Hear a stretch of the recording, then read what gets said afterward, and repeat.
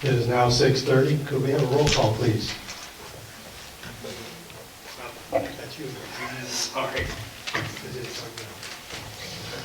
Mr. Greger? Here. Mr. Nestor? Present. Mr. Orchowski? Here. Ms. Thomas? Here. Mr. Mosher? Here. Please rise as Father Delitos leads us in prayer. Yeah. We got Oh, we got one little change here we need to announce to everybody. There is an amendment to the agenda, consistent with the new Sunshine Act. It has to be taken by a majority vote of council for pressing issues that appear before council that occur less than 24 hours before the meeting. The motion that's presented to be added to the agenda is a motion to authorize WEC engineers to prepare condemnation reports for locations 2 and 3 of the list of properties that I'll read, and applications for all 4 locations for the Westmoreland County Demolition Program for the following parcels. The first is 124 5th Street, parcel ID 20-203-0-081.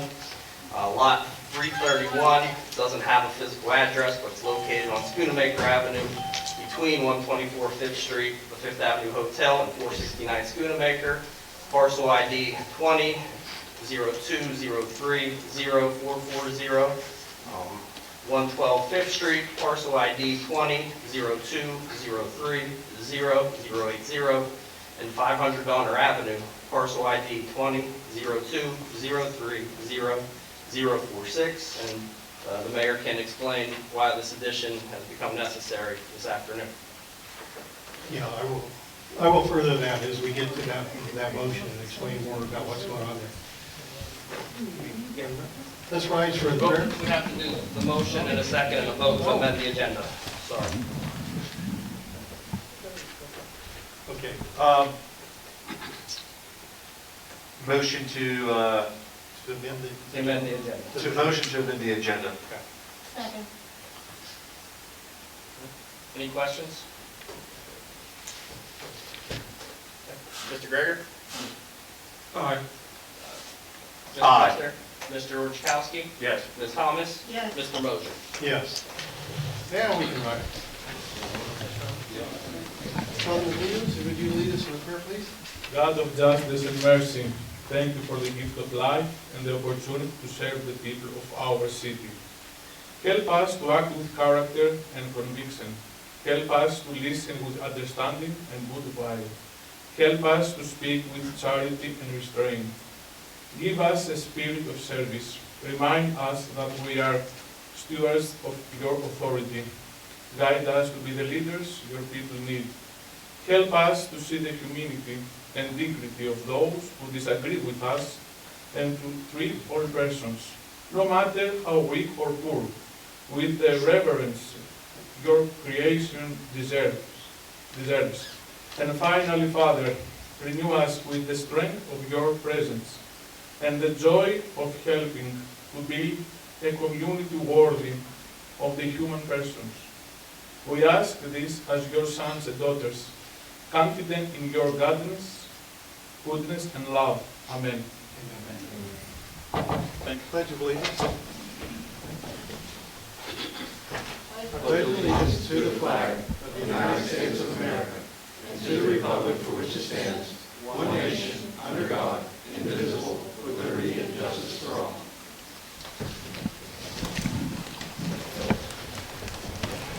At this time, I will allow comments for agenda items only.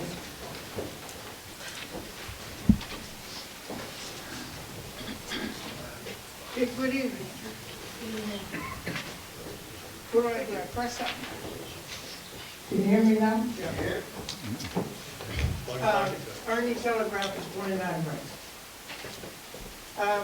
3 things here. One, I'm kind of confused. What's this motion to move $8,900 from the general fund to the grant fund? It says incorrect usage of grant fund. So what's that all about? What it was there was $1,700 and another, oh God, you caught me on that one, Ernie. I can't remember the name of it, how much it was. Yeah. The difference. The difference. The money got, the Department of Justice from what I understand, put the money directly into the general account as a transfer, and it's DEA money, so the money cannot be used for us. It has to be specifically for the DEA fund, and that's for the police. So to be able to do their 2022 audit with the Treasury Department, Denise needed all that cleared up, and we had to make sure that money was moved. So if they did an audit, it wouldn't hold up any funds for the police department this year. Okay, tell me, how did you determine that amount? Denise told me. Oh. She actually physically have an email from her stating that here's the two reasons. One was accidentally charged or placed incorrectly. The first one, I think, for $1,700 because the invoice didn't state it. It should have went to the fire department. I don't remember if it was one or two, but it went to the fire department. And for, I think, from certification or some training. And the other one was for the DEA itself. Okay, so you mentioned something about the police department. I noticed that Tuesday you have a Montgomery defendant advertisement for the police department. I have two questions. One, where are you going to get the money to pay that guy? One's retired and one just Oh, resigned. okay, One that's just how- resigned, it's okay. a replacement. Yeah, one resigned. All right, now, I think in my book, isn't a city administrator more important at this stage than another police officer? Well, the thing is, and I'll let the mayor expound on this if you want, the thing is, if you do the math, excuse me, you're darned if you will and darned if you don't. And that is they still have to fill the shift, which means there'll be overtime at time and a half, plus 2 officers, okay, per contract. To get another officer in is cheaper, to be honest with you, because they start out at the base rate versus where, say, a senior officer would be. So, yes and no. So, Okay, then, why hasn't the city administrator been out there again? we are working on that, and I'll let the mayor touch on that a little bit later, and I also might have some information for you. I just got an update from him. Very good. But I'll let him update you on that. Let him show you. If you'll let me talk about that in due course, I would be more than happy to Okay. address that. I have one more question. The code law enforcement officer, Code enforcement. yeah, code enforcement, isn't he supposed to be hands-on on any construction or any repairs of any building, because it's public or private? And if so, why wasn't he the first one to inform everybody what happened to the 4-story old city, municipal building in this case? Like, I asked 6 people, including you, and we didn't know nothing about it. Well, a couple of things. Well, first off, he only started on Monday, so he hasn't been here but just in a better part of the week, only a few days, Well, that's the why. meeting just started this Monday? Yes, Oh, okay. yes, he's only been on Well, I duty for didn't 2 or know- 3 days. All right. The next thing is, the code enforcement doesn't necessarily know everything that's going on in the city. There are certain ordinances and so forth that you need to report to the code officer to get the appropriate permits, licenses, and so forth to do whatever work you're Okay, doing. so where did they get their permits? To be He honest, wasn't around. There yeah, was no permits? there may or may not be a permit. And I don't know that a permit's required for that I either. don't think you need a permit for water damage. Yeah. No, No? You No, don't, no. and here's another thing, he's making an addition to the property, Yeah, I know, that's I where know. code comes in, but cleaning up a property because of water damage, But why okay, would, there's no It's code. like a 1-2 punch. I know the water's there, but then they're modified. Well, if there's gonna be structural changes to that building, it's a commercial building, so it has to apply, or comply with the UCC, Uniform Construction Code. K2 Engineering is the Okay, UCC At inspector. this point, did Apply for a permit? yeah. I don't have that information. I wouldn't know. K2, it'd have to have been done with K2 engineering. And I don't know that it's even required. Well, is there any way we could just find out so we know that everybody's on board doing the right thing? I can ask Marvin to go check on it. Okay, that's it. Now we wait for your comment later on, you said? Okay.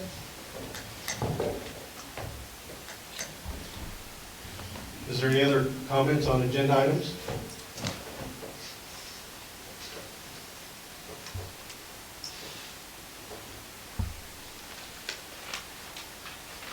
Well, we'll start off with some presentations that various people have asked to make. Is Bubba Farmer here? Yeah. Would you like to address the council? Yes, actually, all three of us are gonna. Okay, there's a mic over there.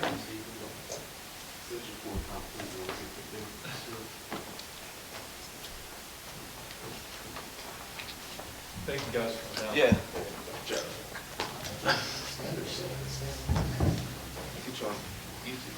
Okay, first off, we just want to come down. I'm Steve Gates, the president.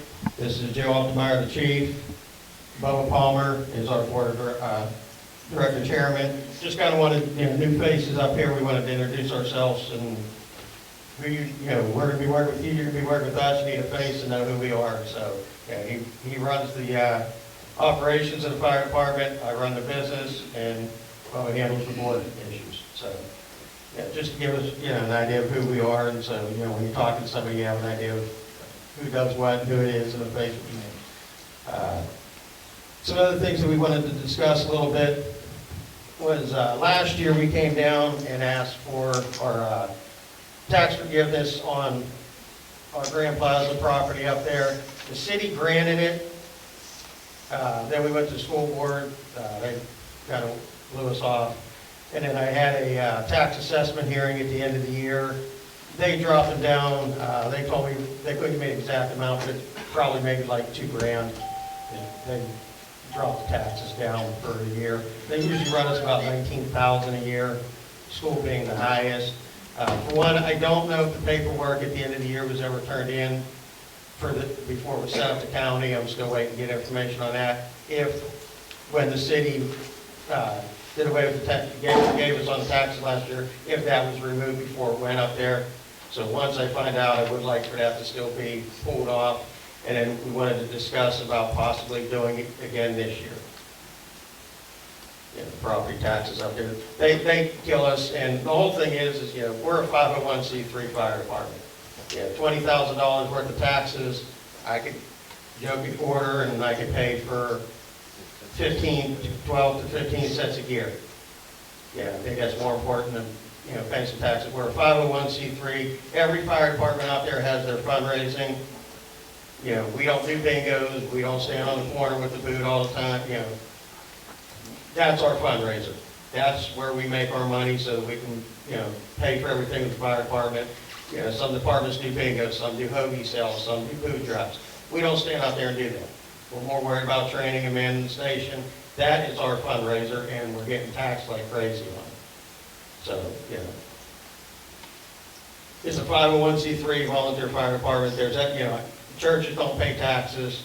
There's other nonprofit organizations that don't pay property taxes on their property, and we would like help on getting that pushed through to make that property tax exempt for the fire department.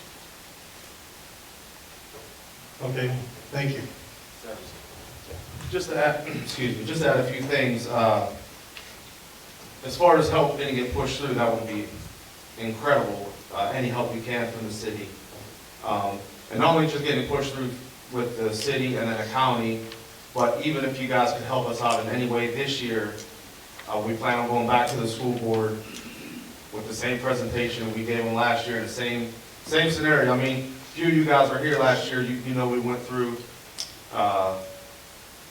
If we could get some help, even if it's just a letter, whatever. Somebody wants to come with us and say, hey, we're the city and we're helping these guys out. We all need to help out as a community. That would be incredible. Yeah, that's pretty much it. I mean, we're just here asking for help. I mean, every penny that gets made up there gets 100% put back into equipment, training, maintenance on all the vehicles, and anything else fire department related. So there's literally not a dollar being spent that's not accounted for one of those three things. I just want to say it again, just so everybody's aware of what's going on with that property and where the money goes and comes. And on top of that, there's maintenance on the building as well. And you guys are very well of how high maintenance can go really quick, Can I just ask a question? Yeah, absolutely. You guys filed a tax assessment appeal last year, Yes. and that was resolved? Did you? I filed it a couple of years ago because it Okay. takes a year to get it in. Yeah. We had the assessment, and like I said, They sent me a letter, and when I called up there, they couldn't give me an exact figure at the time, but they said they lowered the taxes like $2,000. Yeah, they should have sent a disposition letter showing what they lowered the value of that property. Yeah, they lowered the value, I have the value, but I don't know they didn't know what the taxes were gonna be Okay. lowered. I don't have that amount. They said roughly, probably about 2,000. And did you file for a tax exemption? Yeah, Okay, when did you file that? at the same time. Okay. Did they make a decision on that at all? No. No, all they did was the assessment hearing, and which, like I I'm said. just trying to get the timeline down, because if you filed this last year, it's kind of odd that the county hasn't made a decision on that yet. No, we haven't heard anything on Well, tax exemption. we just had the hearing in, November? Yeah, you guys went up to the annex building, the courthouse, in that little conference room? It was done at our attorney's. Oh, they did by phone? Yeah, Okay. phone conference. Okay. Yeah, I went up to the attorney's I office. think they have 30 days to get you guys a decision. Okay. Anything else? You guys have Something any? you might have to reach out to your attorneys to see too where the exemption lays. Probably got time. But from there, I mean, I understand where you guys are coming from. You guys help the city, and you help us out. I mean, we can't afford to fix your vehicles when something happens, and that's where that money goes to. Yeah. And, That's not, none of us, nobody's making any money up there. No. That all goes to the fire department. That's our fundraiser. and just to comment on what you just said, John, and just because of a few new people on the board, and we spoke about this last year, the city is supposed to maintain all of our vehicles, and we do it ourselves. You know what I mean? So like that's technically something we don't have to do. It should be on the city, but that's something we take on because things need done, and obviously nobody's in a perfect position right now just to be passing out checks to, whatever needs done. Yeah, so that's, I don't know, like I said, we need help, you know what I mean? More than anything, we need help with these taxes.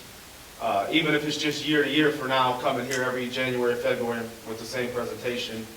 And if that's the route we have to go until we can get everything done. I don't know for sure because I wasn't at the meeting or the hearing with the attorney, Steve was there. But we haven't always been a 501c3 organization.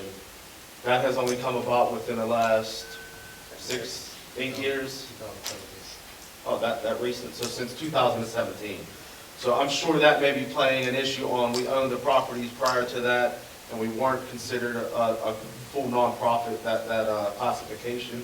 And since we got that, maybe it's something we don't know that we need to apply for or fill out a different paperwork. I don't know. I mean, we're a bunch, I'm a millwright, he's a contractor, he works for the sewage. We're not, we don't know everything, so if there's something we don't know and you guys can help, then Water Authority, I'm sorry. It sounds like you guys followed the correct process. And you had your hearing for the tax exemption. The board up there will make a decision. And you had an attorney do it for you, so everything was probably in line then. Okay. May I ask a question? I don't know much about the Monessen Fire Department, but does the fire department own properties? Is this what you're talking about? Yes. How many properties? We own 2. Our social hall. And do you make a profit from those properties? I mean, people rent. We have a few tenants in each property. As far as making a profit, again, we're a nonprofit. Does money come in? Absolutely. Does money go out? Absolutely. But again, all monies that come in either go for maintenance or taxes or whatever it is for the property itself, and then everything else goes towards equipment, training, anything fire service related. You maintain a balance sheet of everything that comes in and goes out. Correct. Is that something the public could look at? No, it's not actually. As a nonprofit, it has to be. Yeah. Yeah, and I would think council might want to see that also. Can that be posted somewhere, like City Hall? I'll check our That's something we have to go with our attorney, because since 1898 we've been incorporated, we've never been.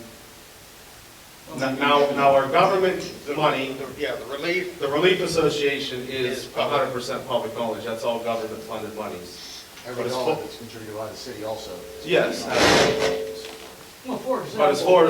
as far as we're aware, we've never been, nobody outside of our organization has ever been privileged to see, any of our Another accounts. question.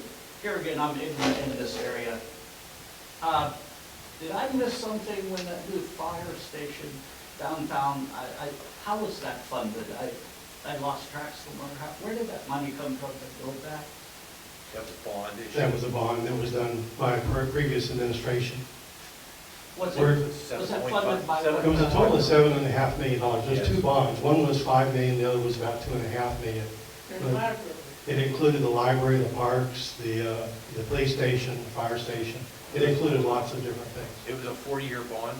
We still have. We're still paying on it. We still have 20, I think we have 20-some years left still on it. It hits our budget for close to $400-something thousand every year. It's a line item budget. Could you get another bond to reduce the paying? The bond was actually sold for, and turned into a loan. And that is how the city got some money a few years ago. But it started off as a bond, now it's a loan. Is that correct? The bond was refinanced, and I was the one to refinance the bond. John, you was on council with me at the same time. Whenever I refinanced the bonds, I did it for a specific reason, which you agreed, Eddie Lee agreed, we were gonna demo the health board building with them funds. John Harhide filed a complaint, and what happened, they held it up, and we didn't get the Well, money. let's save all this for the but- public comments at the Well, end. just trying to explain what happened. Okay. Yeah, anybody else have any questions or anything we could address? I mean, we're more than happy to answer any questions or, provide whatever we need that we can.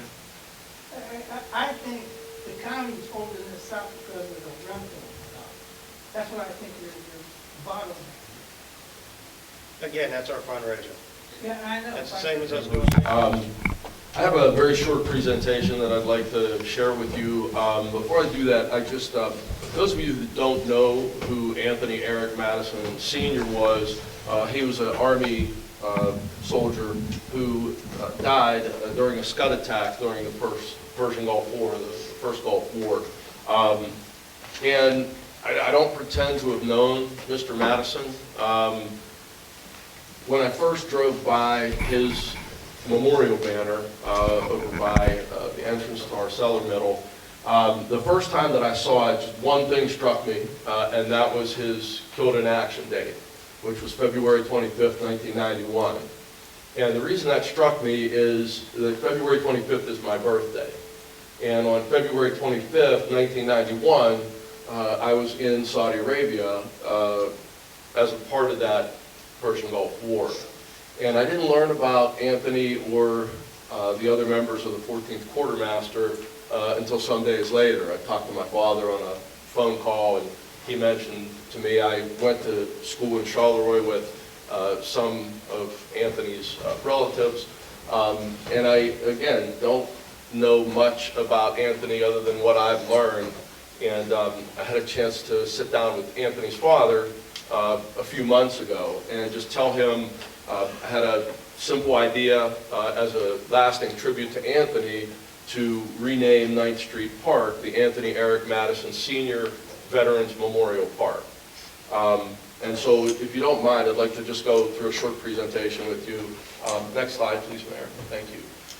February 25th, 1991. Again, those of you who are old enough to remember that, again, I had heard about this Scud missile attack, but had absolutely no idea that it had involved Valley residents and members of Southwestern Pennsylvania Quartermaster Corps. Next slide, please. So I just wanted to put this forward for council, for the city to consider on Memorial Day, having a renaming ceremony. The banner that you see up there is a replica of Anthony's banner that hangs on the pole near our cellar middle. That's already come in. DHEPL has that.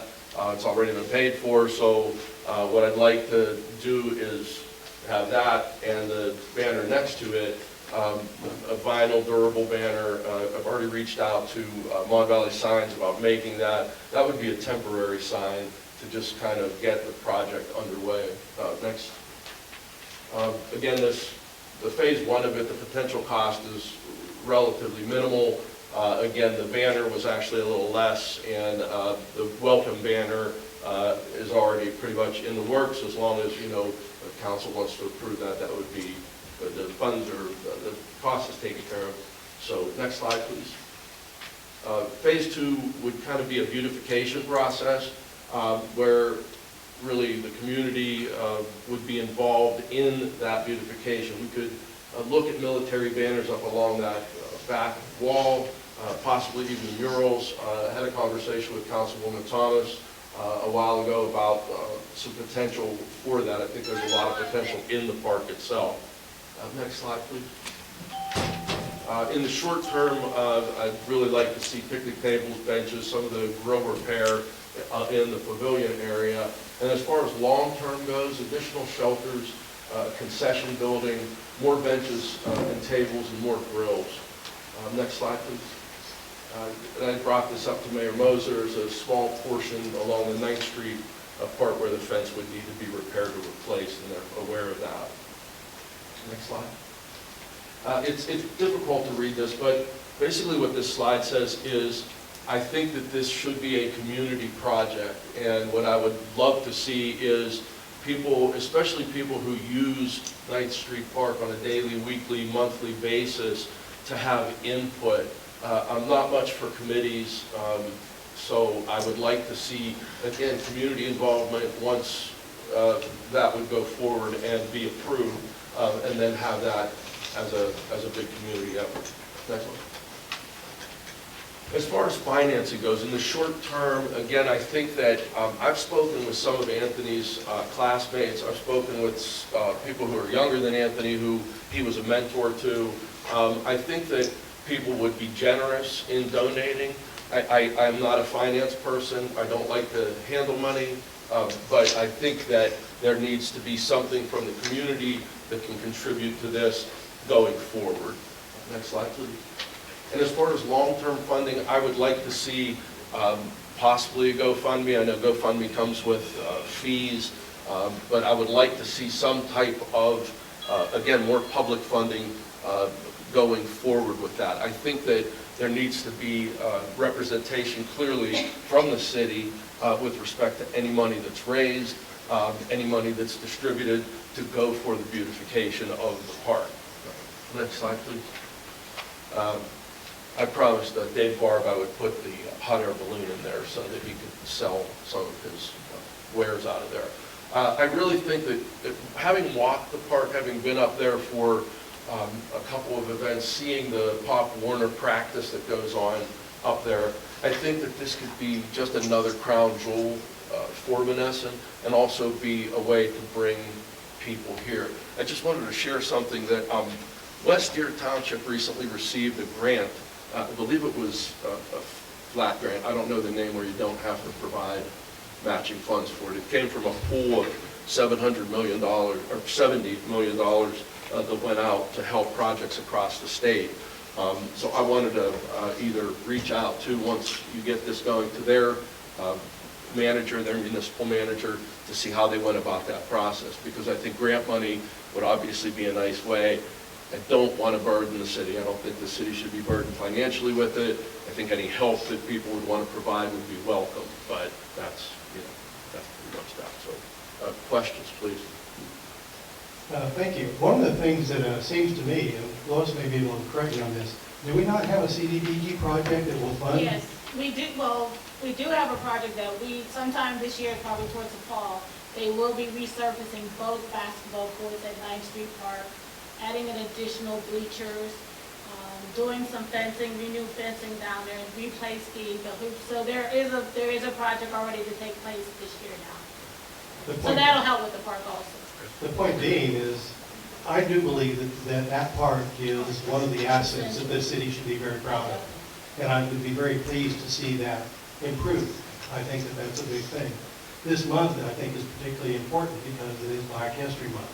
And as a result, I think that we should have a celebration out there in the process of renaming this park, which we'll talk about a little bit later on during the thing.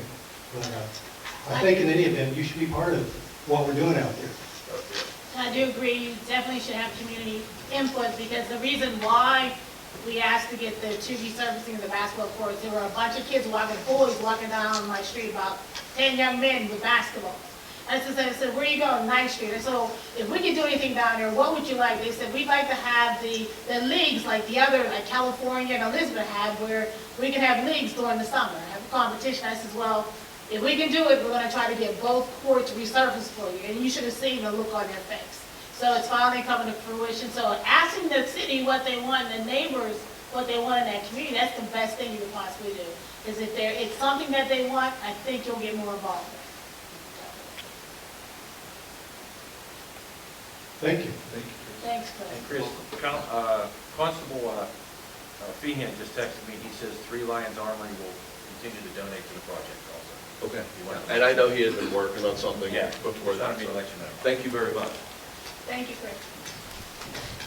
Thank you, Dave. At this point, we have a presentation by EHD Commercial Insurance, I believe.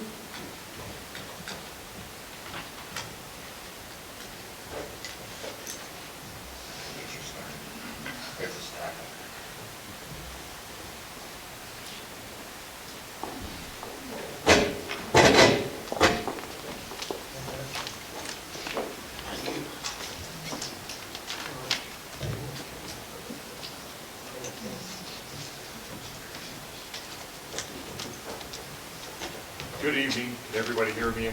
Okay. Is that turned on? Is that better? Is that better? Yeah. Okay. Thank you. I'm not used to using these things, so I apologize. But good evening, Mayor, Council, members of the audience. We represent EHD Insurance. My name's Rick Scott. I'm a producer for EHD. Mark Zukowski, who's our Vice President, and Bryce Wilson, who's another producer at EHD.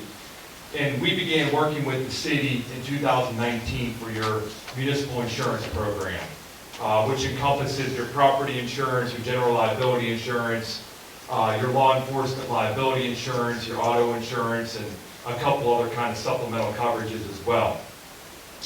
I was talking with Councilman Orjahowski a short while ago, a few weeks ago, about the status of the insurance program and where things are.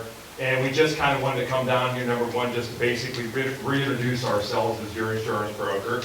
We're EHD, we've been around since 1896. We insure well over 50 municipalities across the state of Pennsylvania. It's one of our specialty practice groups. When we started working with you in 2019, I know we were able to reduce your insurance costs by about $25,000 and add an additional $1 million layer of coverage, umbrella coverage for you as well. So, and since that time, we've continued to work with you and kept those costs relatively flat, give or take a couple of percentage points each and every year. So the bottom line is we want to come down, reintroduce ourselves. We do have a recommendation for the city. Right now, there's a couple coverages that we don't currently handle for you. Your public officials liability coverage, as well as your workers' compensation coverage. And, I think it would probably make sense for the city, just from an efficiency standpoint, to work with one broker to handle all of your municipal insurance needs. Whether that's EHD or whomever, I think it makes better sense for you. And the reason why is because oftentimes you'll have a claim that occurs where it could trigger 2 different lines of insurance. You could have a situation that could encompass public officials liability and law enforcement liability at the same time, or workers' compensation and auto coverage at the same time. And when you have 2 different brokers or risk managers and advisors involved, it can get a little tricky. So, and for the public officials liability as well in particular, we don't currently handle that for you. That would be an area that would fall underneath your umbrella as well. So if we handled it, you would get an additional $1 million layer of insurance at no additional cost. So there's just some good reasons to do that, and I just wanted to present that to you today. And as well as we brought down your policies for, I guess, Mr. Orjahowski could have a copy of the binder. And then we have summaries included in each one of your folders, as well as some of the other municipalities that we work across the state. So that was it. And if you guys have any questions for us at all, you know, we're welcome to take those questions. Yes, sir. How much more money we could save the city if we put everything under one umbrella? You got anything to show? It would be impossible for me to tell you an exact amount of money it would save you. I can tell you right now, it would add more coverage to protect the city and to protect the assets of the city at no additional cost. So the same premiums are gonna get more better? That would be correct. Yeah, so if we took over the public official's liability, we could then put that underneath the umbrella that we currently handle, and it would add $1 million layer of coverage for the city at no additional cost. So that's just one example. So that also pertain if you added the workers' compensation? The workers' comp's a little bit different. The workers' compensation is statutory, so there's really no limit of insurance like there is for liability coverages. Workers' comp, if one of your employees gets hurt, it pays for you until that person comes back to work, or you know their medical bills are paid for and all those kind of things. But however, you know, we work with a lot of municipalities. We have a lot of advocates and resources and things like that that would certainly help you from a workers' compensation standpoint. And not to get too much into the weeds, but when we started working with the city in 2019, we were at the State Workers' Compensation Insurance Fund, which is like where you don't want to be for workers' compensation coverage. I mean, the costs, the claims management is not good in the state fund. So it was always our plan to move you out of the state fund, and we had been working through that process. Unfortunately, this past year at renewal, the carrier that we were going to move you to was given to another broker, and we weren't even aware of it. So we weren't able to work with you on the workers' compensation at that point in time. We would love to do that for you because, like I said, we have dedicated claims advocates, we have risk control consultants, we have a lot of resources that we could bring to the city for workers' compensation as well. I hope that makes sense, you know. So, any other questions at all? Yes, sir. Now, what's the cost? What else you bring into the city that is better than what they have right now? What is it you said you compensate better? No, workers' compensation, yeah. There's really only one carrier in the state of Pennsylvania for workers' compensation coverage that includes both your municipal employees as well as your fire and police. And that's a company called AmeriHealth. What I'm saying is that from a broker standpoint, you know, we're not the carrier, we're insurance brokers. And we have a lot of resource that we can provide the city in terms of if you have a workers' compensation claim, you know, advocating on behalf of the city and things like that to help kind of control that risk. I guess that's my question. What is it you bring to the table because you have connection to it? Sure, absolutely. So we have, well, as I said, claims advocates. So if there's a claim, we could help the city in terms of making sure that claim is handled appropriately and taken care of, your employees are taken care of.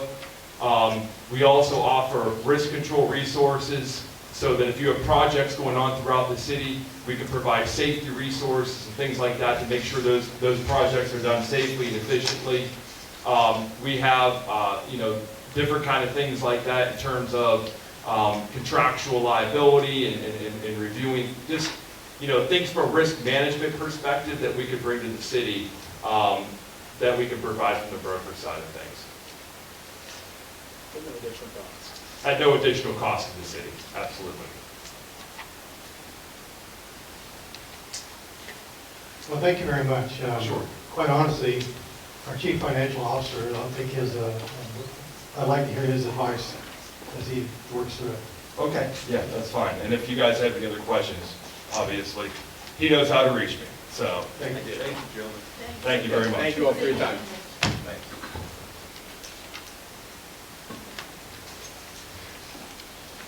Well, it's time to get down to business now. For old business, we have I need a motion for a reading of the ordinance.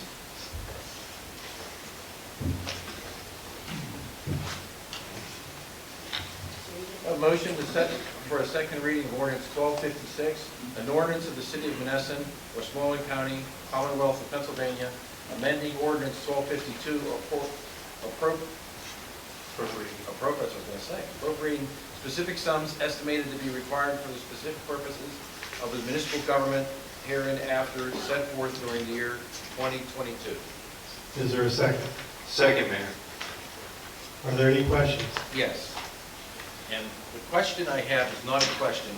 I'll ask our solicitor if he would be kind enough to explain exactly what this means. And the reason I'm asking that, and I'm going to do this on a lot of these long-winded things that we have to go through, one of our citizens put in the paper a letter to the editor, and he was correct when he said, and he did the whole, you might have seen it, he had the whole ordinance there. It took out the whole bottom part of the letters to the editor, and he said, what is this in English? And I thought about it, and I said, you know, we read these things, sometimes we're not sure what they are until we ask questions, so I thought from now on, if everybody doesn't mind taking a few more seconds, when we have a motion like this, I'd ask our solicitor to please explain it to us in terms we all can understand, so there would be no questions if everybody doesn't mind that. Thank you. Okay. So this has been discussed at, I think, all of the previous meetings. This is the amended budget ordinance. Every January, council has the ability to amend that ordinance, setting forth the budget. And it has to be passed by February 15th, and this is the motion, the second reading, and the motion to adopt follows. We actually had that budget on the counter over here at the last meeting, and then it was advertised in the paper. There was a 10-day period when anybody wanted a copy of that budget had access to it. We passed it out at the last meeting, but it was advertised in the paper. Anybody wanted a copy of it was more than welcome to a copy as well. And it still is available if anybody wants a copy. That's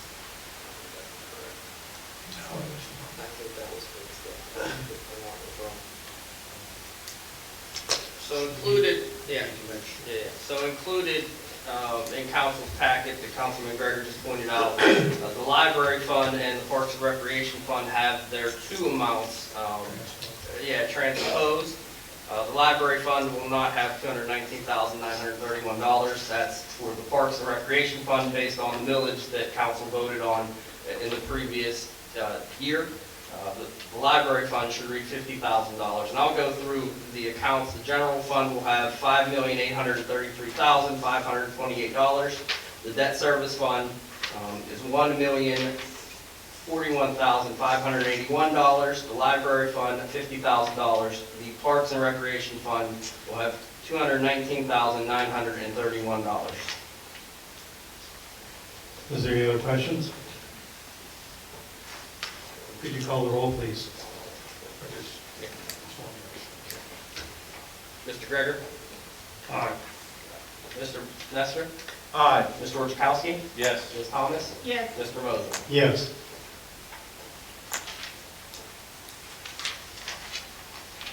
Now that we've had the second reading, we need a motion to accept it. Motion to accept ordinance 1256. Is there a second? Second. Any questions? Call the roll. Mr. Greger?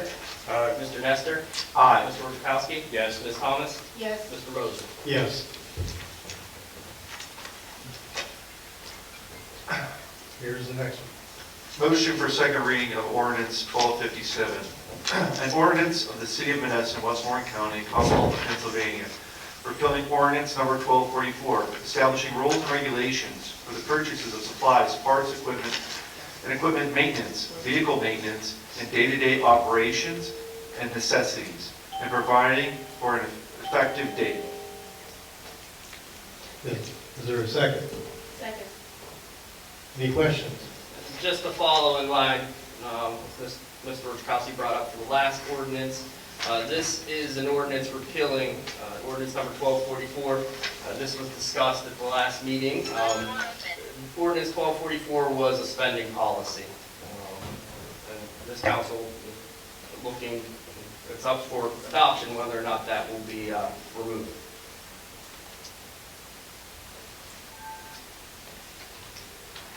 Any other questions?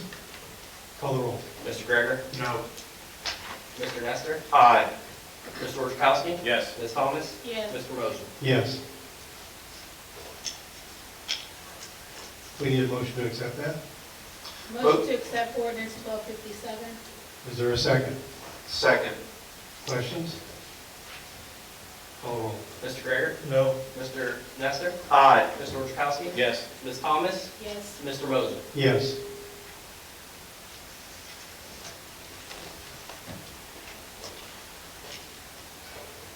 Would somebody like to make a motion to appoint? Motion to appoint Dawn McKechnie to the library board. Is there a second? Second, Mayor. Any questions? Call the roll. Mr. Greger? Aye. Mr. Nestor? Aye. Mr. Wojciechowski? Yes. Ms. Thomas? Yes. Mr. Moser? Yes. Make a motion to appoint Mark Galper to the library board. Is there a second? Second, Mayor. Any questions? Call the roll. Mr. Greger? Aye. Mr. Nestor? Aye. Mr. Wojciechowski? Yes. Ms. Thomas? Yes. Mr. Moser? Yes.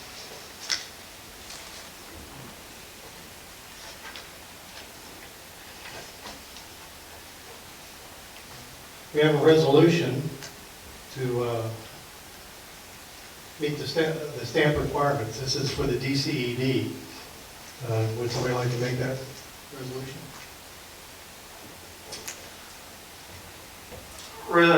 Motion to accept resolution number 2 of 2022, City of Monessen, Westmoreland County, Pennsylvania, a resolution of the Council of Monessen, Westmoreland County, Pennsylvania, authorizing the city to apply for funding under DCED's Strategic Management Planning Program, to hire a consultant firm to develop a financial management plan,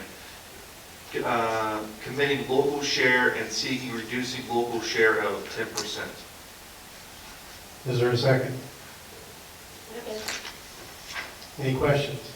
Just a comment for explanation. This is the resolution, like Mr. Foreman from DCED was here at the previous meeting. This is the stamp program. The city will be putting out an RFP for a consultant according to those guidelines.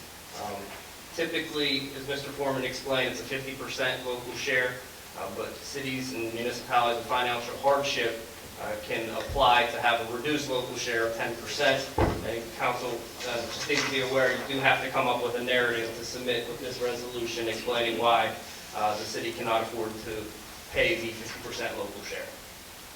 And just because acronyms get it, a lot of people, STAMP is really a Strategic Management Program. This is was previously known as the Early Intervention, and they've changed their name as such. The primary reason why I find it necessary to do this is it provides opportunities to some grant things that we would normally have available to us. So, call the roll. Mr. Greger. Aye. Mr. Nestor. Aye. Mr. Wojciechowski. Yes. Ms. Thomas. Yes. Mr. Moser. Yes.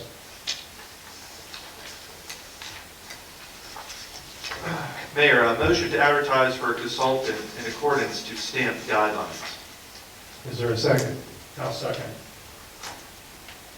Any questions? Part of the STAMP program involves having a consultant to help you develop the strategic plan going forward.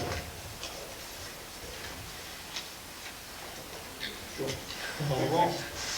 Mr. Greger. Aye. Mr. Nestor. Aye. Mr. Wojciechowski. Yes. Ms. Thomas. Yes. Mr. Moser. Yes.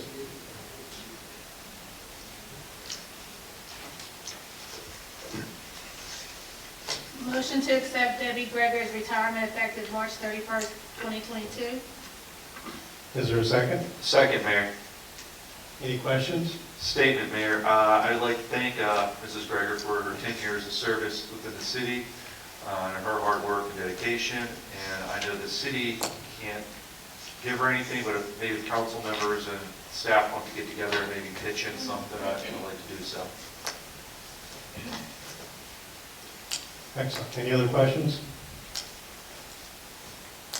Call the roll. Mr. Greger. Abstaining. Okay. Mr. Nestor. Aye. Mr. Wojciechowski. Yes. Ms. Thomas. Yes. Mr. Moser. Yes. With the loss of Debbie, we're going to have a replacement.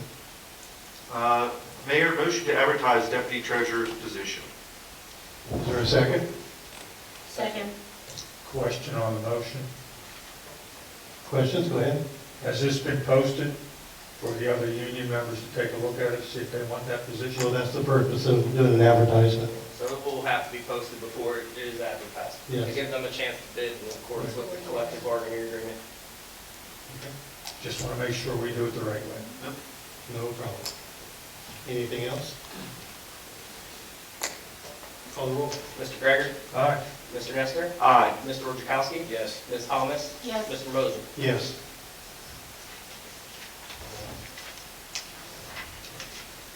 Now we get to talk about this motion here. I don't want to do motions, but I want to go ahead and introduce this motion here. It was read earlier in the meeting, but it's a motion to authorize WEC to prepare condemnation reports for locations 2 and 3 below, and the application of all 4 locations for Westmoreland County Demolition Program for the following parcels. And there's 4 parcels that are listed here. Let me give a little bit of background of what actually transpired here in the last, oh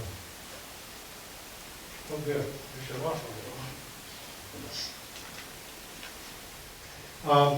Yesterday, when leaving the office here, I received notification that some bricks had fallen off of 500 Donner, the building across the street and down at the corner.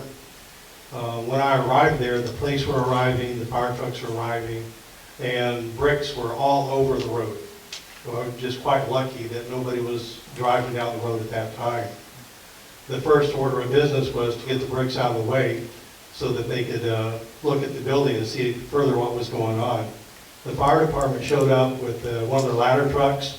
He raised the ladder up and he scraped the bricks that were still on top of the building off the building to avoid them coming off inadvertently. In other words, the preface at the top of the building, about 20 feet of it, had come down.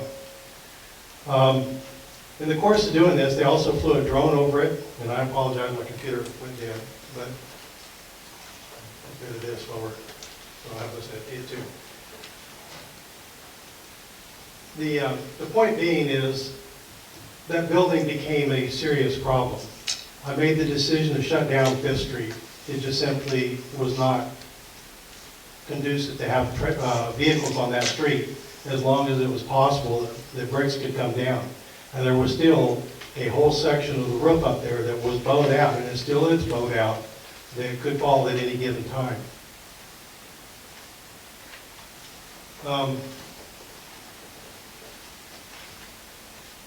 It became very important to me to address this. We just can't close down 5th Street indefinitely.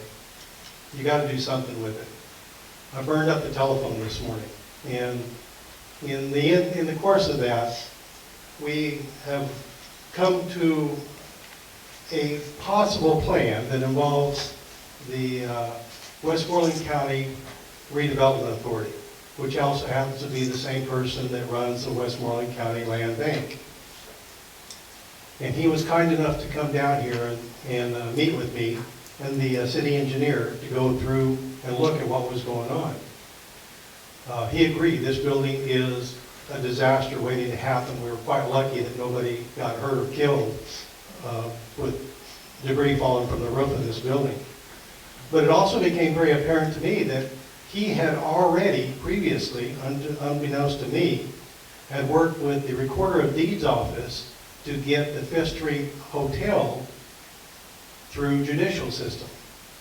And as such, they actually take over ownership. The Westmoreland County Land Bank would take over ownership of the 5th Street Hotel. Their only purpose of doing that is so they can demolish the 5th Street Hotel.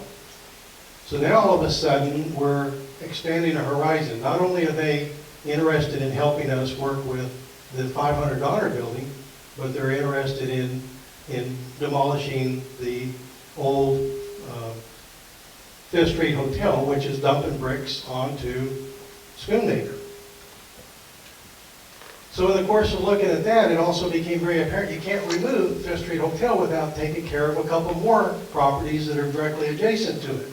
So all of a sudden, we went from a a hazard that occurred in Monessen with the $500 building, the old Health Mart, to being expanded to a project that now includes 4 different properties, all of which are extremely blighted, all of which are in bad need of demolition, and they are very eager to work with us. So this motion here is to authorize WEC to proceed with getting all the proper paperwork together so that they can move forward with this demolition. Now, there's some other things that occurred today too, which I am quite pleased to talk about. One of which is Senator Stefano is in the process of releasing the funds that were originally intended for the $500 to do some renovation to that. It actually turns out that that can be used for demolition as well. That's almost $200,000. $300,000. It was 150 that could have happened last year, and 150 this year. $300,000. Yes, sir. Yeah. Now, there is a match that goes along with that of, I think, $20,000 or $30,000. 20 grand. 20 grand. The point being is, those are 4 problems of downtown Monessen that if you look at the comprehensive plan, that this really fits in quite well with that. So that's where we're going with that. Is there any? First off, I need a second to that long-winded introduction to the motion. Second. Was there any other questions after I? No, I just have one comment though. I understand the building's going to have to come down. I'm just taking a look at it today myself. However, it's a shame because 2 years ago we had someone that was interested in that building. Someone from the city of Monessen told him to get out of town. And if that guy had taken over the building, we wouldn't have had this situation. It's sad, but it's life. Any other questions? I have a question, Yes. as far as that match, I don't even know if we have any AR funds left, but since that's for infrastructure and things like that, that is a possibility that 20,000, if we had a match, could come from that, if we had anything left? It's something that we could certainly be looking into. Aren't we receiving more? Right, that's not Yes. till June, we may need to get that done before June. But Westmoreland has additional money, because remember, they have additional money just for the whole county of Westmoreland. That's where this is coming from. Right, so that's what I'm saying, we may be able to get something from that AFR funds from the general Westmoreland County funds. That's very possible.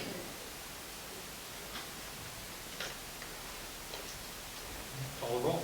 Mr. Greger? Aye. Mr. Nestor? Aye. Mr. Borchkowski? Yes. Ms. Thomas? Yes. Mr. Mosley? Yes.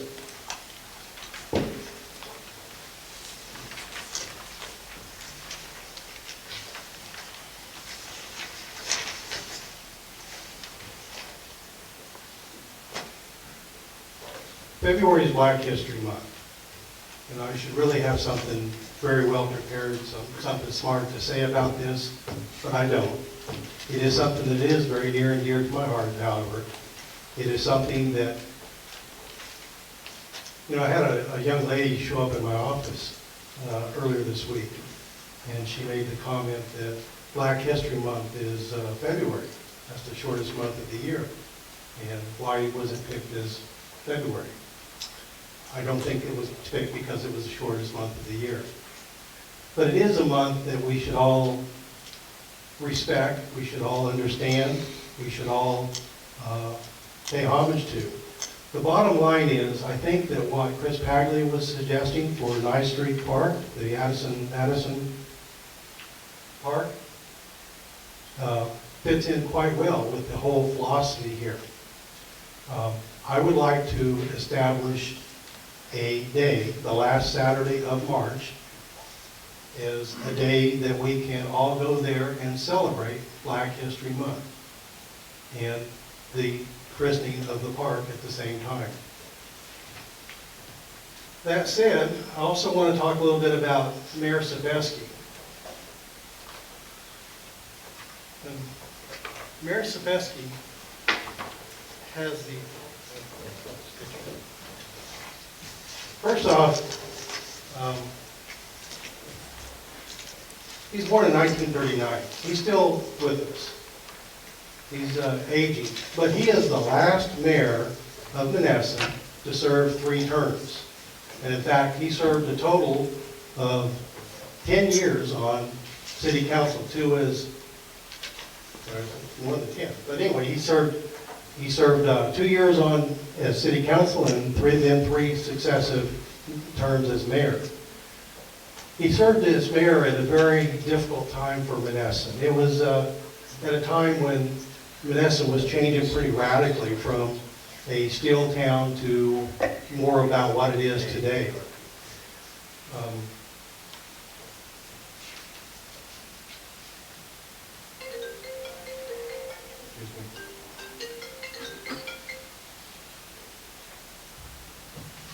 The end result is that I think that we owe him a moment of homage, that he has worked hard for this city. He is a very honored person. There's people around here that probably went to his class when he was a school teacher.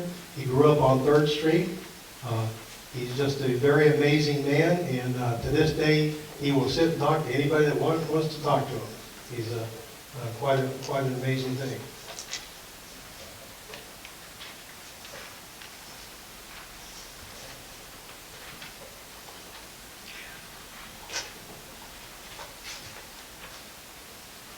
If I can find the rest of my notes.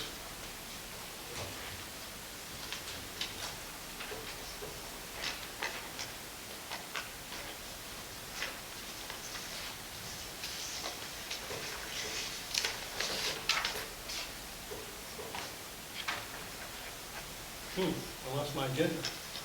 Can I borrow some of these?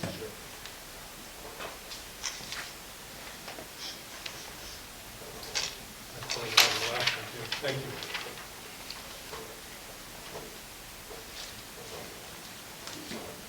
So the last thing I want to do is talk a little bit about the Redevelopment Authority. The Redevelopment Authority conducted a short meeting this past week with the introduction of a land developer by the name of Matt Urim and another guy by the name of Jason Gigioni. I'm not sure I'm saying his last name properly. These 2 guys have been running around here in Monessen for some time, and next month, or next meeting in a couple weeks, they will give a more complete presentation about what it is that they're trying to do. But let me just say this, that I have been working with them for a couple of years. And in the course of a couple of years, they've grown, they've changed, they've increased the group size, they've added people to their organization, and they've really got to a point now that they're finally ready to move. They've been working with Pennsylvania, the state of Pennsylvania, at the state level in Harrisburg, and some at the federal level. The bottom line is that going forward in the next few weeks, few months at worst, I think that we're going to start seeing some activity by this group. And it'll first manifest itself at the old Linden Park, or where the Linden High School used to be, up off Rostraver. It'll also take place between off 6th Street between Motherwell and Knox, and that block that's there as well. In both cases, they're in the process of introducing low-cost homes, not low-income homes, but low-cost homes. And their concept is, and if it all comes to fruition, they see nothing but positive to this, is they want to take people that are now paying $800–900 a month in rent, who are making it just paycheck to paycheck, find ways to provide some education, some job training, and some assistance, such that they can buy a house that's going to cost them maybe $400 or $500 a month. And then when they do that, they're building equity. The point being is they've really increased their scope considerably, where they're bringing in people from various foundations, various nonprofits that do the training. All of this will be explained more in the coming meetings. but I see it as a very positive thing. And the redevelopment authority basically owns that land which we're talking about doing. And in the end, it will become new construction and tax-paying property on top of that. So it accomplishes many different goals at the same time.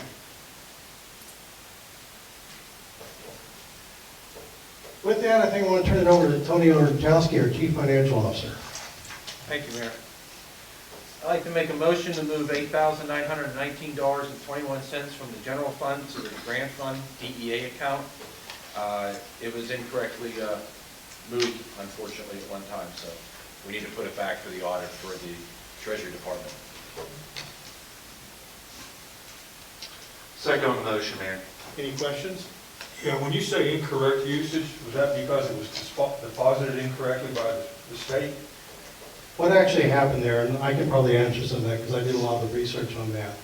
The funds that were received were done through an AHC transaction, and that just did not identify the proper account. It just went into the wrong account. So it went into the wrong account. It It just wasn't simply incorrectly used, it was just incorrectly deposited. It was incorrectly deposited. Okay. And I think what I mentioned before, unfortunately, the one invoice for $1,700 that came in was not properly coded to say part of it was for the fire department. It just was a lump sum. It just came in and it had a general bill. So nobody knew. So no, it was no fault. It's just where the fault is due. Any other questions? Mr. Greger? Aye. Mr. Nestor? Aye. Mr. Orchowski? Yes. Ms. Thomas? Yes. Mr. Moser? Yes. I would like everybody to, if they haven't taken a moment, there is a list up on the table up there on the shelf of January's and February's unlisted, bills that needed to be paid yet. We said, I promised everybody I would produce that every month. We're going to continue to do that. The list you see here is everything that's coming out of the general fund, and as so forth here, I haven't decided if I'm going to go through this, do separate motions for every single thing. Everybody's saying no, but there's other reason for considering it, and that way there's no discrepancy, that everybody knows what we're paying for also.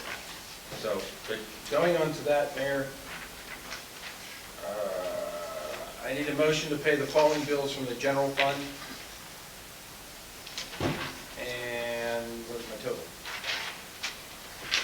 My total is $106,809.77.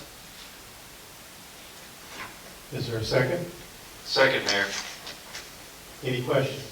I do have a question, and this is just something for my own peace of mind. I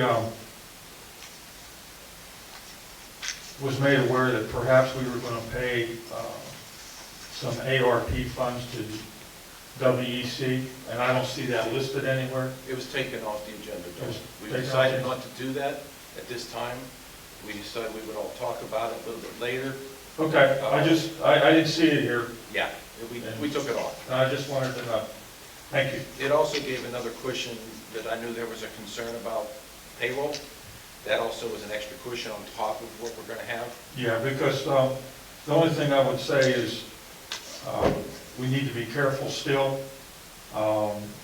Yeah, once the taxes go out on March 1st, you're going to be okay.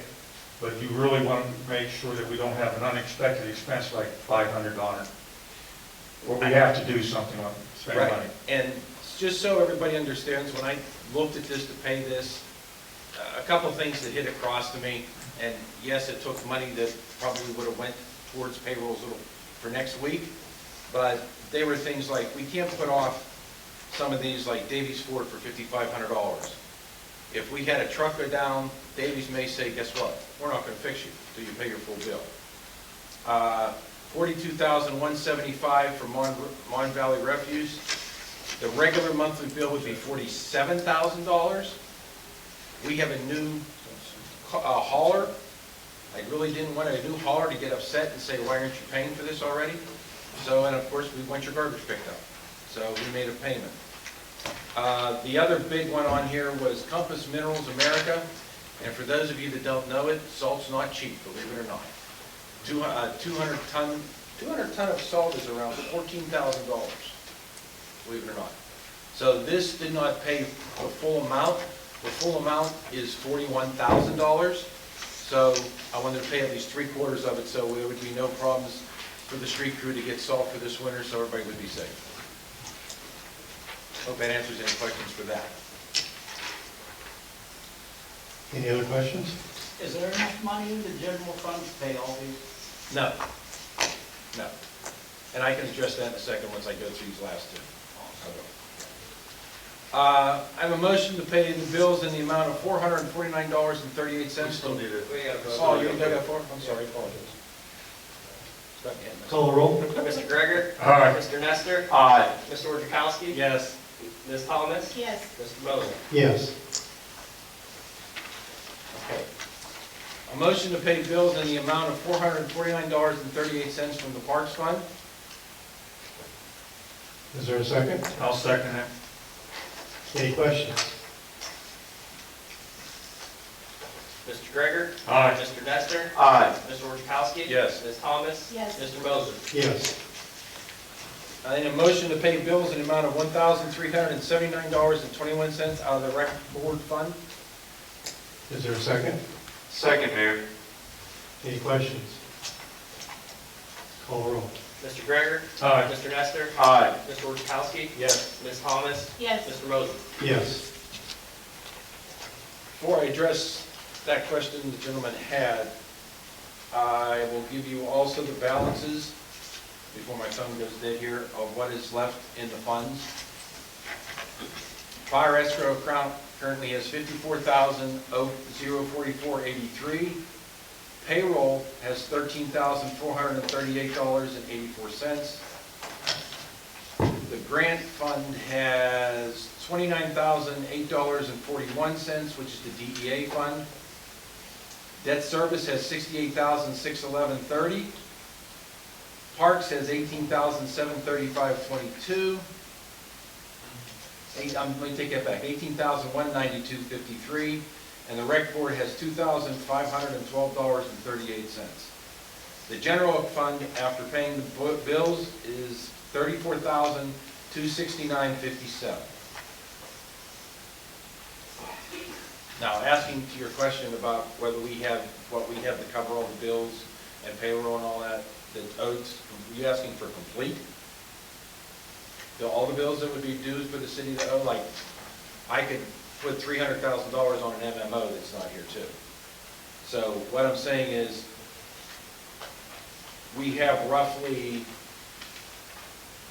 a total of everything, and that would be, of course, what got paid tonight.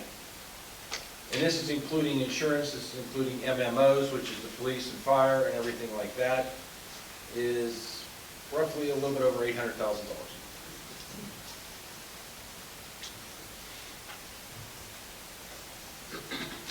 Like Mr. Greger said, we get to March. We get to March. It's always really rough this time of year. When I first came into office, I thought we had been done dirty.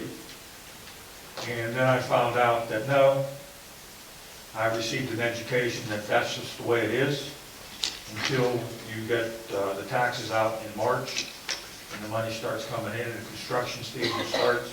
It's rough. And it's going to be this way again next year, same time. It just always is. It's when your cash flow is, when your money comes in. It's from November to end of January for your garbage bills. The bulk of it comes in. And then you're in a situation where from March till June 31st, the taxes come in. That's when your main cash flow is. The rest of the time, like in the summer, when you have street openings and that sort of thing. And hopefully the code enforcement will bring in what it did like it did last year. Okay. Oh, and I just lost my train of thought. It was something else. I was just going to say that.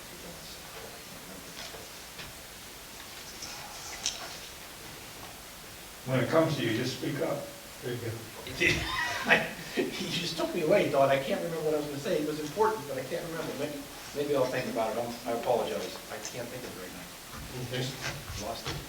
Well, in which case, Councilwoman Thomas, would you like to? Yes, good evening, everyone. I'm going to begin with the streets report for January 2022. Streets Department got garbage downtown twice a week, answered 20 PA1 calls, answered complaints from city residents, tiled and salted streets, was called out for 14 times for overtime for snow removal, water breaks, and fallen trees. And just a reminder to the city that the Streets and Public Works Department will plow and salt our main streets and hills first. Then it will then proceed to our secondary and flat streets when the snow slows down, and unless they get caught up, and the alleys are last. So if you do park in your alley and you know there's a significant snowfall coming, if you can, get your cars out of the alleyway because they will be last. Okay, so if you can get them to the main highways, the main roads, I advise you to do that.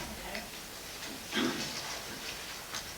So we have a motion to rename Oak Street the Andrew R. Freeman Way.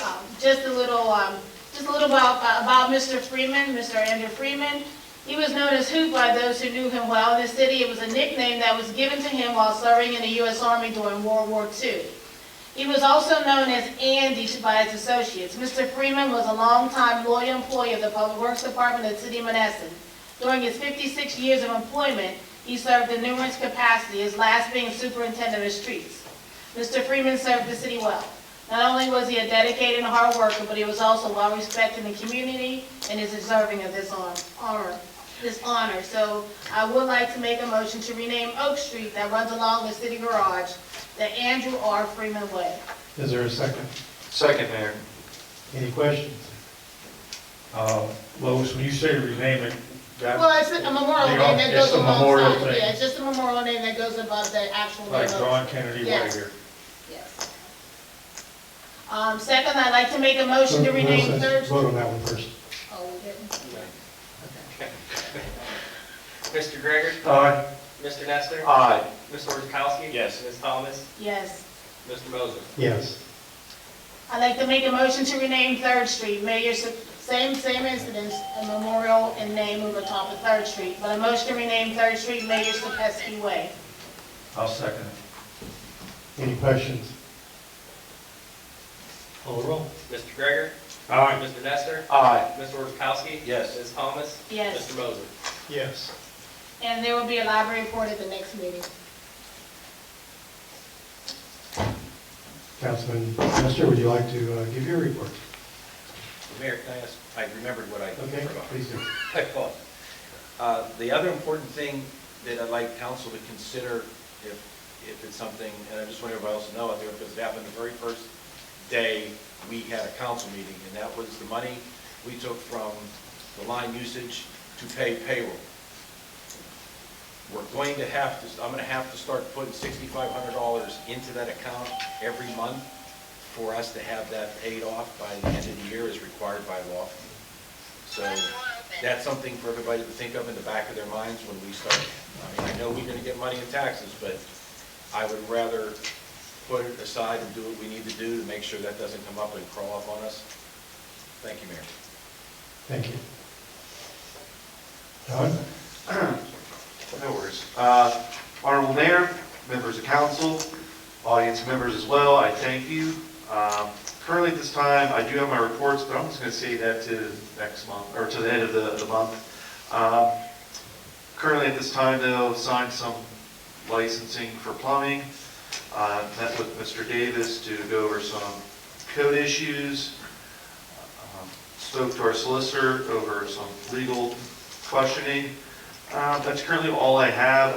I also just wanted to put out there as well that we maybe should meet individually or come up with a list on creating new liaisons for other groups that are represented within the city of Monessen. Other than that, though, Mayor, I yield the floor. Thank you. Thank you. Councilman Greger. Oh, that's me. I have a Parks Department report for January 2022. Cleaned the civic center, helped plow and salt the streets, cleaned off steps and sidewalks of snow when possible due to short staff, got garbage at the walking track. I have some motions here. Did we receive a letter from the redevelopment authority? We received a request. I'm going to make the motion, but I think we should have a letter on file, don't you? That's fine. Why don't we amend the motion to make it contingent on receiving a letter of request? Oh, yeah, I don't see a problem with it. As a matter of fact, I approve of this wholeheartedly. It should be here. It's just I would like to see some documentation. Motion to house the redevelopment authority in the far right office adjoining the conference room upstairs, contingent upon receiving a letter requesting that. Is there a second? Second. Any questions? Call the roll. Mr. Greger? Aye. Mr. Nestor? Aye. Mr. Wojciechowski? Yes. Ms. Thomas? Yes. Mr. Moser? Yes. Motion to allow redevelopment authority to conduct public meetings on the third Tuesday of each month in the conference room, second floor of City Hall at 6 p.m. Second. Any questions? Just one comment. Lou, you guys will provide us with a No problem, would. number 3 motion to rename 9th Street Park as the Anthony Madison Memorial Park. Second. Any questions? Call the roll. Mr. Greger? Aye. Mr. Nestor? Aye. Mr. Wojciechowski? Yes. Ms. Thomas? Yes. Mr. Moser? Yes. Number 4, motion to hold Black History Month ceremony and naming at the Anthony Madison Memorial Park on Saturday, February 26th, with an alternative date of March 5th in the event of bad weather. Is there a second? Second.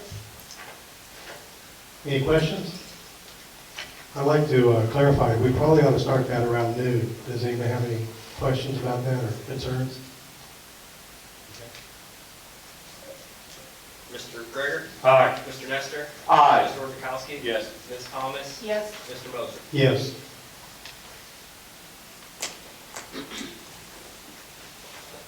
New business. This isn't anything that requires motions or anything, but some discussion. We've combined our work sessions and our meetings into a format where we have old business as last week's new business, and new business which will be next week's old business. Some of the things I see that are going to be of big interest to us next business meeting is going to be the PNC interim loan agreement. And would you like to talk about that a bit? Sure.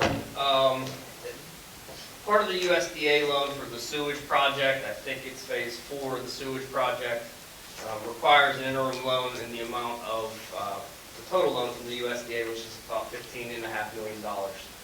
This will be a 36-month term of the loan. There's a variable interest rate. The city will be required to pay the interest on a quarterly basis over the term of that 36 months. Part of the process is they have to go through the Local Government Unit Debt Act, or LAGUDA. So there will be a motion to adopt that ordinance. It's being prepared by the City Bond Council to begin the closing process of that loan. And I think the scheduled closing is for March 31st. And once the construction on the sewage project, at least phase 4, is complete, the USDA will pay off that loan, and the city will repay the USDA over the course of 4 years. The LAGUDA is kind of an interesting thing, and I've learned a lot about this along the way. First off, it assumes the worst possible scenario, that you're going to take all $15 million at day number 1, and you're going to pay the highest rate that they can possibly charge, which they fixed at 10%. So there is going to be some very interesting things that are going to take place at the next meeting that we have in order to meet those criteria.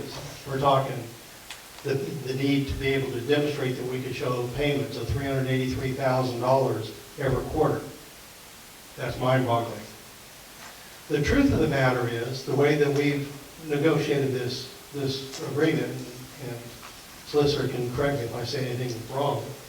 But first off, I believe it's going to be a 2% loan, not a 10% loan. So that's one big difference. The second big difference is going to be, no way we want $15 million on day number one. We will take out only the money we need when we need the money. And in fact, we wouldn't have $15 million withdrawn from it until the very end when it gets paid off. So the interest and payments that we're going to be making are going to be much less than the $383,000 per quarter. Howsoever, Laguna requires that we demonstrate that we can, if required, pay $383,000 per quarter. And the only way that that would happen, could happen, is if we actually doubled the line usage fee. And that's just something that we get run out of town with, but that's what we'd have to be able to show if we were going to meet the Laguna requirements, that there is a method of making that payment of $383,000 per quarter. Now, there's lots of things that will happen. We've paid WEC Engineering in excess of about $1.1 million thus far. That money would be the first money we'd get out of the interim loan, and it would go into our line usage fee. So there you've got the first year of $383,000 taken care of. And all the while, you're collecting ongoing money. So it's not as crazy as one would think, but it's not. My whole point of being is we can devise a scenario where we can make the $383,000 every quarter. If we were forced to do it, we could do it. It would be painful by all of us. I don't see it as being a plan that would ever actually happen. Do you disagree? No, that's accurate. Just the type, it's a construction loan. So those of you that may have built a new house, you get a construction loan, you do drawdowns for all the payments to your contractor. This is a similar sort of a situation.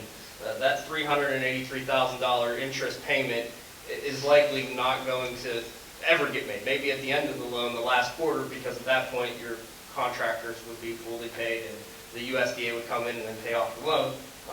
So you'll just pay on the interest for the money borrowed at the time.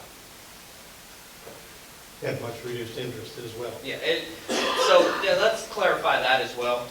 Because of the Laguna ordinance, you're going to hear two numbers not the same. The first is going to be $15.5 million. That's the amount of the USDA loan. The other is going to be 10% interest. It's very unlikely that the city's going to have to pay 10% interest on this loan.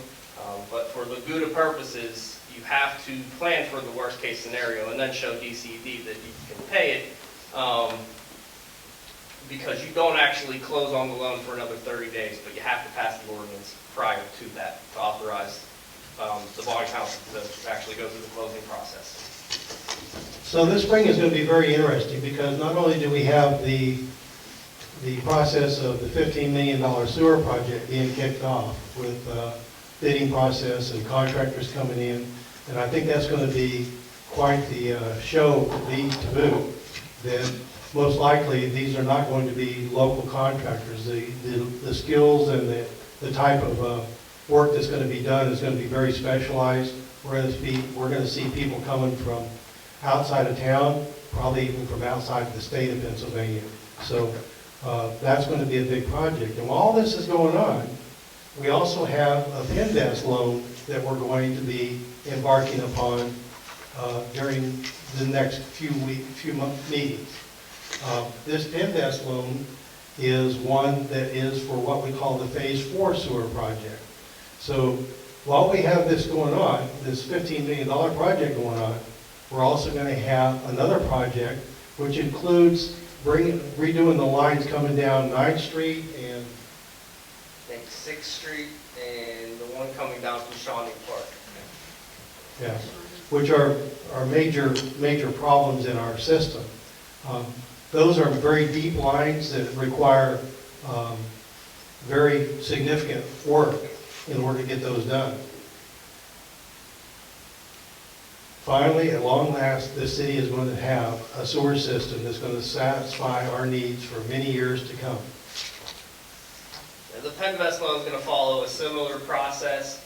I think if it is going to be next meeting, there'll be an additional ordinance to comply with the Laguna Act, a similar situation.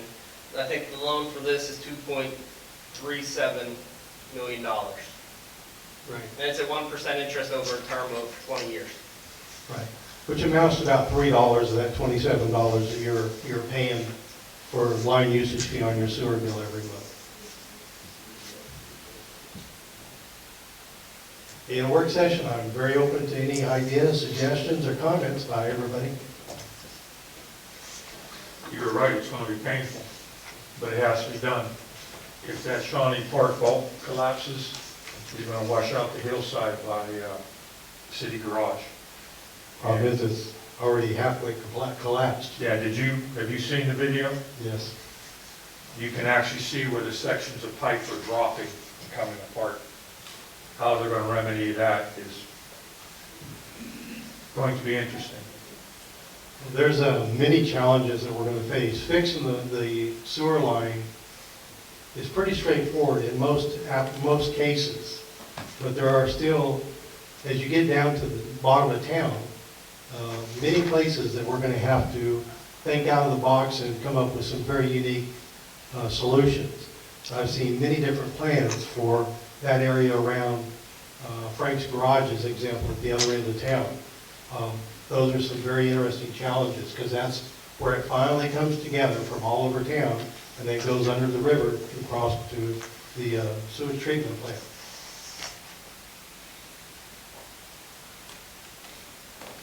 So how does this affect the residents as far as their bill goes?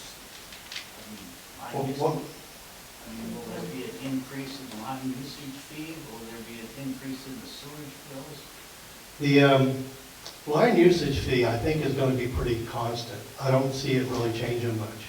Now, in order to show the Laguna process, we may talk about really crazy numbers, but in the end, I don't really think it's going to change much. No, I didn't get to explain, you have to show DCD, you have the ability to raise the revenue, right? So that's raising the line usage. It doesn't necessarily mean the city's going to do it.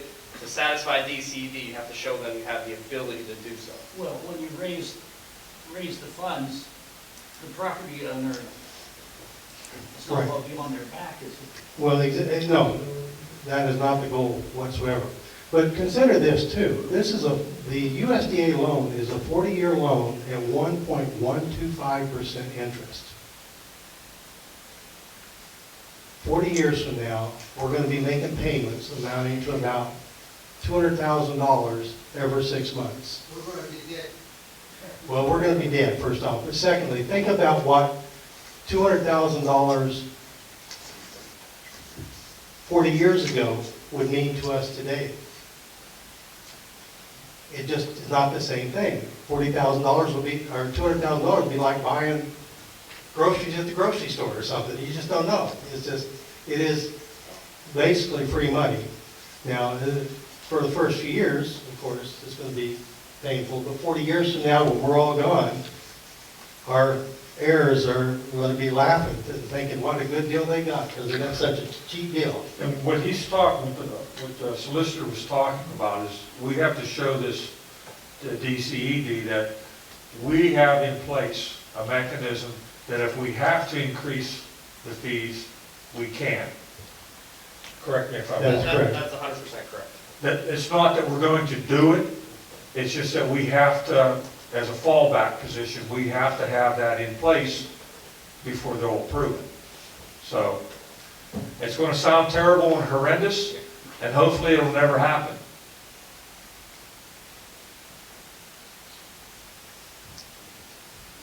That is, those two projects are probably the biggest thing that we'll have going on for the majority of this summer.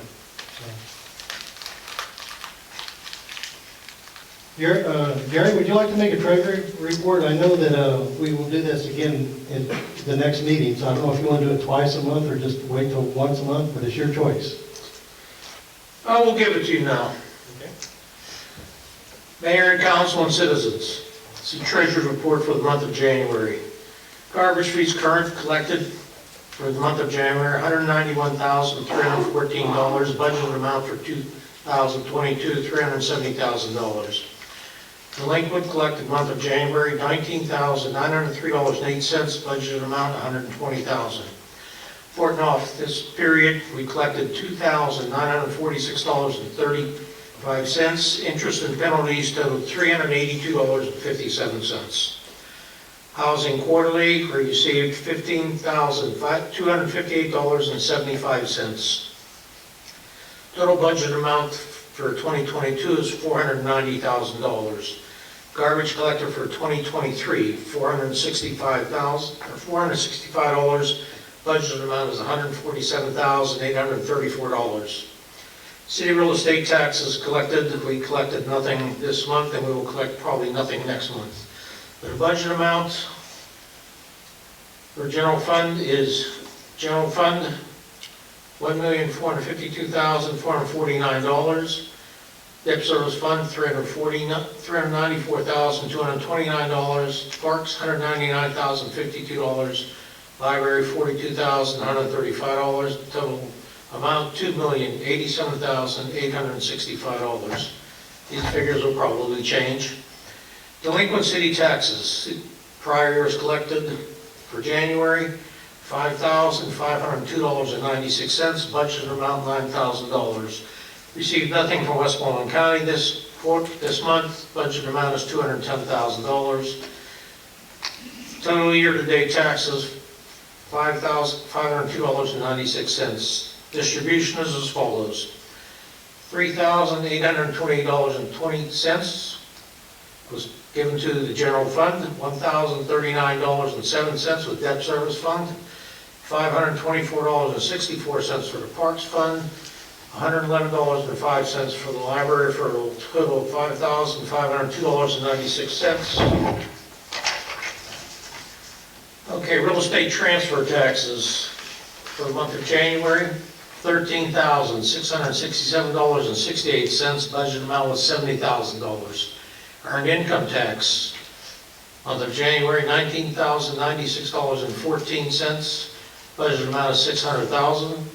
Mercantile tax, $479.27. Budget amount is $29,000. Local service tax, $1,871.72. Budget amount is $75,000. Tax certification letters, $1,350. Budget amount $23,000. Municipal lien letters, $900. Budget amount $16,000. Line usage fee for the month of January, $78,528.50. Mayor, that concludes my report. I need a motion, please. Mayor, motion to accept the treasurer's report ending in January. Is there a second? I'll second. Any questions? Call the roll. Mr. Greger? Aye. Mr. Nestor? Aye. Mr. Wojciechowski? Yes. Ms. Thomas? Yes. Mr. Moser? Yes.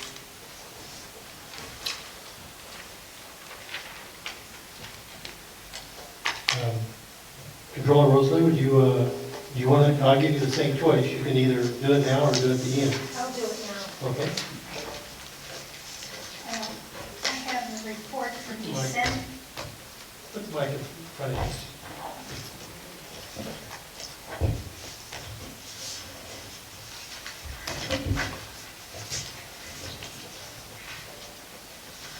Because the papers were misplaced or not available for last month. So I have the bank reconciliation as of December 31st, 2021. The beginning balance as of November 30th, 2021 was $178,244.09. Deposits made were $343,792.06. Expenses, $390,062.65. The ending balance as of December 31st was $131,973.50.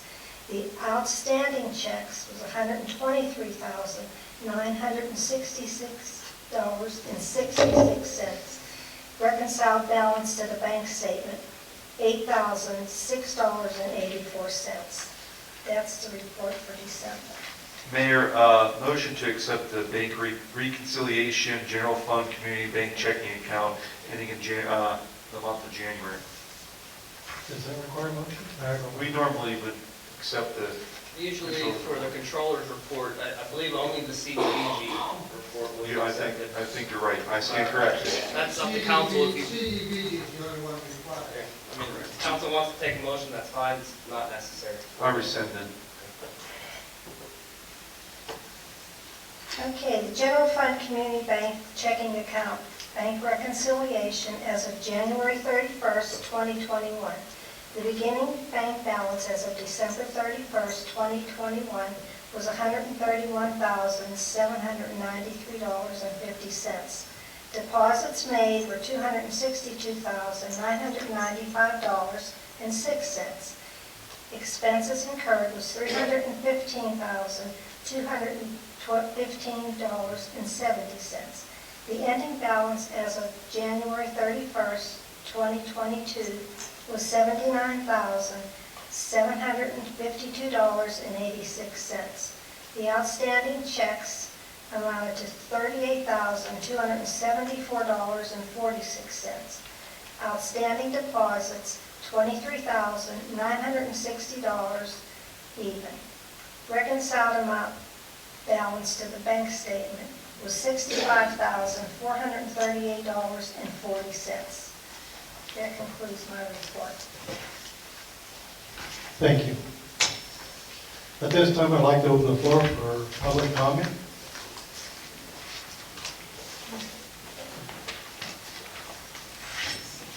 I have a comment. My name is Lou Mavrakis. I'm sorry. Lou Mavrakis, 14 Westmoreland Drive. Also, they can hear me. Well, it needs to be so that Do what? it's recorded properly.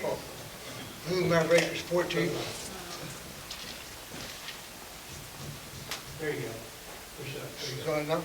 Give it a second.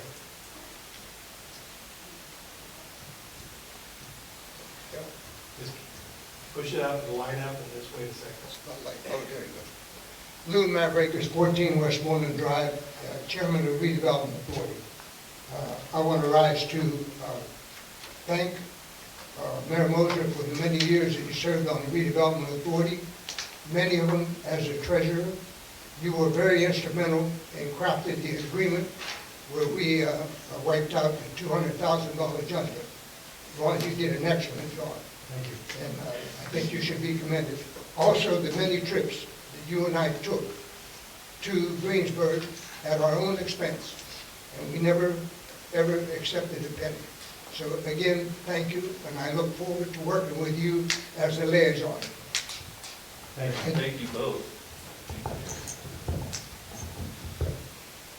Just leave it on. Somebody else comes up.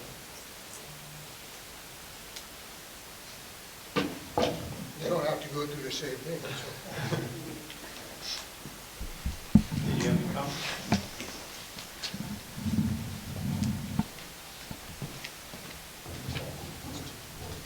It's on. My name's Ed Lefevre. I live at 19 Keystone Drive. When Schoonmaker was, this is in relationship to the upcoming hiring of contractors and the redevelopment authority and their ideas of building structures. Could you hold that up closer to your face, please? When Schoonmaker was being refurbished, I could say, dug up and everything, I believe Morgan Construction was involved. And out of curiosity, I went down to one of the workers, I think he was a foreman, and I said, how many minority workers do you have? He couldn't think of one. So to be short here, what I'm saying, when the city considers hiring or what the process is with contractors, I think the city should be aware of minority contractors and minority hiring, because when I see projects around the city, I don't see too many people of color on these work crews. And I just have this feeling contractors just don't have enough minority workers. And that's just the comment I just want the city to be aware of. I believe there's a law that contractors have to honor, you know, a diversity of workers. I may be wrong, but that's just my comment. Thank you. One of the things that may be a little bit interesting though is, as I said, these projects are very specialized. The tools and the equipment that are being done, they may be coming from out of state, so I don't know. You're exactly right though, that we ought to be very sensitive to that. But Yeah, you're it's going to talking be a about, very specialized field. That, you're talking about, They also go to the lowest bidder. yeah, but that lowest bidder better have minority workers. That's all I can There's say. federal guidelines that they have to follow. Yes, exactly. Especially with the USDA. yeah, these are controlled very strictly by the USDA. Every invoice, every bill, everything we do will be scrutinized by them. I So, didn't see any with Morgan. well, I can't address that. I don't know that one. That was a PennDOT job as well. Well, PennDOT said they're wrong also. I think there's a lot of people that would say that. Yeah. But I agree with you, Mr. LaFever, because several times my aunt and I drive through and see all the construction, and the first thing that comes in our mouth, well, where are the minority workers? Where are the African Americans? Just minorities, period. And you don't see them. And if there are laws out there, isn't there anybody checking to see if they actually have them working? I only saw a minority workers the other day. Boy, I don't know what the company was doing, but they were doing something with the utility poles at the bottom. And that's the first time out of that crew of 4, there were 3 black workers. And that's the very first time. Water company, I talked to a retired water company employee, not one black worker. They had one. Long time ago. And I don't know about sewage authority. I think in the 50 years of sewage authority, they had one. I That's, think now they have 2, but they had one in the 50 years. this is the year 2022. Yes. I just don't I agree see, with you. I don't see any movement locally. I agree. And I wish the council there would really look at these employers, I mean, these contractors, and really address this question. Well, you know, it's probably the right time being February Black History Month, but I came from New Mexico. New Mexico is 1/3 Anglo, 1/3 Hispanic, and 1/3 Native American. Very, very few blacks. You're right. But you know, I never knew prejudice. I never understood it, whether it be Hispanic, Indian, black, or any other race. I never even understood it. I remember as a kid growing up, I brought home a good friend of mine who happened to be black. And my mother asked me about it. And I didn't understand why she was even asking me these things. Today, she's would never do such a thing, but at that time, it was just a different time in the world. The point being, when I came out here, I really expected it to be, you go to Canada. I love Canada. You go to Canada, they've got all different races up there. I've never seen any prejudice up there. Maybe I've been blind to it, but I've never seen any. When I came to Pennsylvania, I honestly thought this is going to be wonderful. When I got here, I found quite the contrary, to be honest. I see prejudice all the time. All the time. And it's just wrong. There's nothing you can say about it other than it's just wrong. I think one of the things when Councilman Nestor said that as far as getting liaisons on all the boards, we definitely need to get them on the school board. Yes. African American history is not being included in the curriculum at all. There aren't any, back in the day when I was younger, we had Miss Minnie. It wasn't on the curriculum, but she made sure that we were taught African American history. And if we lived in Georgia or one of them where blacks are more predominant, then you don't have to, because they see us. They see us in great positions. They see it every day, but you don't see that every day. So they need to be taught in their classrooms. So people now, not back in the day, they don't need to just hear about Martin Luther, Malcolm X, and all of those. They need to hear about people present day who are actually doing things so they can see them for themselves. Especially in Monessen. Right, just the fact that you can see Austin Davis going for lieutenant governor, that's something that the Clarendon people in McKeesburg can see, that those African-American kids can see. But we need to be able to, our kids need to be able to see that. Or else, if you don't see it, what do you have to hope for? What do you have to reach for? So I definitely feel that's something that one of us needs to be on the school board to make sure that these young people, young African Americans, are seeing and what their people are doing, the great things they're doing in the world, so they have something to look up to and say, hey, I can be somebody, because otherwise you're not seeing it. And that goes for the school board. Right. How many black teachers in Monessen? Right. You know, things have to change, and it's the same where, what did you say, 2022, and if anything, I think we've gone backwards.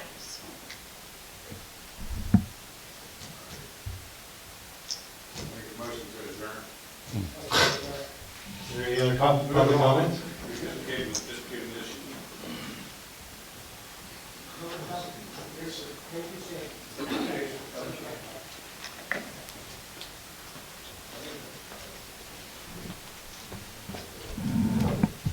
Personally, all the work that you do, Mayor Moser, I wanted to be publicly known. That we also, I'm sorry, let me speak on who I am.